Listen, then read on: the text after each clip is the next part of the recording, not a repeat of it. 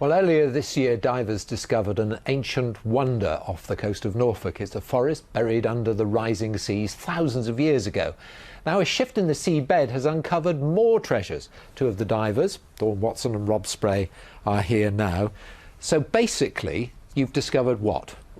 A little more wood, perhaps a lot more wood than we thought we'd seen before. The sands shifted and thinned, and it looks almost like there's a black dance floor stretching out, and we didn't take a broom, so we couldn't see how much there was. We'll have a look at it in just a moment. I just want to show you a map first of all. Now, this is a map that what is that we can see? This is Doggerland, is it? That's sort of ancient land that used to be where the North Sea is, because the North Sea is only recent, only been there about 10,000 years, and before it was there were land masses and settlements all the way across the North Sea, or the seabed, and that's been lost, but there's still lots of archaeological interest there. All right, let's see some of your film now, and we'll see all of these forests. Dawn, tell me what we're seeing now. So what you're seeing there is the black woods showing through the sand. So in a minute you'll see Rob come along and just rub his hand over it, and you can see it's solid wood underneath. It's just a very thin covering of sand on the top. And these would have been trees, that would have fallen over and then been crushed down under the pressure of the water?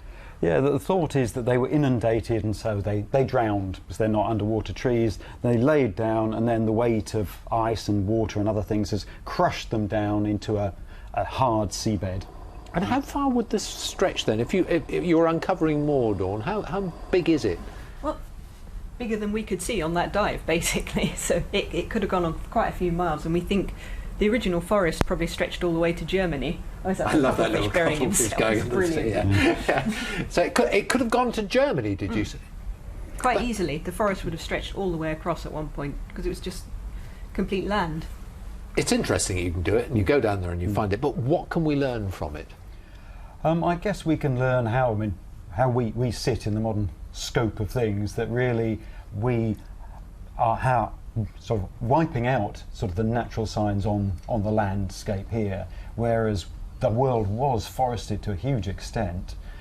We've wiped out the little bits we're left standing on now the water's higher, and we're finding out there's lots of interesting animals down there, kinds of corals, crustaceans, starfish, hydroids and bryozoans, which excite us, but really there's What is that?